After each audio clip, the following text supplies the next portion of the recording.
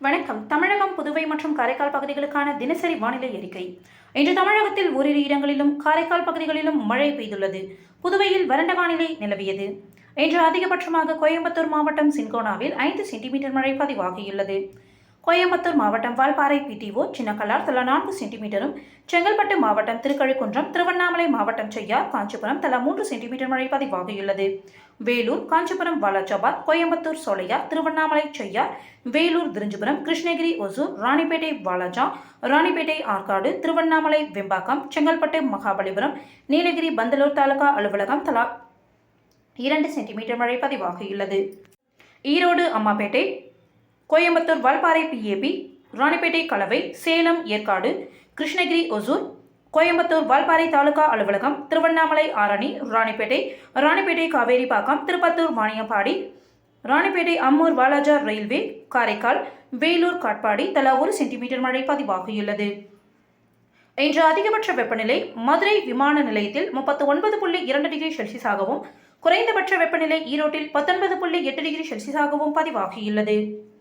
நேற்று காலை வடமேற்கு மற்றும் அதனை ஒட்டியுள்ள மத்திய வங்கக்கடல் பகுதியில் நிலை கொண்டிருந்த ஆழ்ந்த காற்றழுத்த தாழ்வு பகுதியானது இன்று காலை 5:30 மணியளவில் மத்திய மேற்கு மற்றும் அதனை ஒட்டிய வடமேற்கு வங்கக்கடல் பகுதியில் காற்றழுத்த தாழ்வு மண்டலமாக வலுப்பெற்று வடக்கு வடமேற்கு திசையில் நகர்ந்து இன்று காலை 8:30 மணி அளவில் ஆந்திர மாநிலம் கலிங்கப்பட்டினத்திற்கு கிழக்கே 280 கிலோமீட்டர் தொலைவிலும், ஒடிசா மாநிலம் கோபால்பூருக்கு தென்கிழக்கே 230 கிலோமீட்டர் தொலைவில் நிலை கொண்டுள்ளது. இது அடுத்த 24 மணி நேரத்தில் வடக்கு திசையில் நகர்ந்து வடக்கு ஒடிசா மற்றும் மேற்கு வங்காளம் கடற்கரை பகுதிகளில் ஆழ்ந்த காற்றழுத்த தாழ்வு மண்டலமாக வலுப்பெறக்கூடும். மேலும் இது மேற்கு வடமேற்கு திசையில் நகர்ந்து நாளை இரவு ஒடிசா மற்றும் அதனை ஒட்டிய மேற்கு வங்காள கடற்கரையை ஒடிசா மாநிலம் பூரி, மேற்கு வங்காளம் தீகா இடையே கரையை கடக்கக்கூடும். அதன் காரணமாக இன்று மற்றும் நாளை தமிழகத்தில் ஒரு சில இடங்களிலும், புதுவை மற்றும் காரைக்கால் பகுதிகளிலும் இடி மின்னலுடன் கூடிய லேசானது முதல் மிதமான மழை பெய்யக்கூடும். மேலும் வலுவான தரைக்காற்றானது 30-40 கிலோமீட்டர் வேகத்தில் வீசக்கூடும். சென்னை மற்றும் புறநகர் பகுதிகளை பொறுத்தவரை அடுத்த 48 மணி நேரத்திற்கு வானம் ஓரளவு மேகமூட்டத்துடன் காணப்படும்.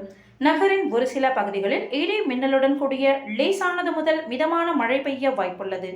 அதிகபட்ச வெப்பநிலை 33-34 டிகிரி செல்சியஸை ஒட்டியும், குறைந்தபட்ச வெப்பநிலை 26-27 டிகிரி செல்சியஸை ஒட்டியும் இருக்கக்கூடும்.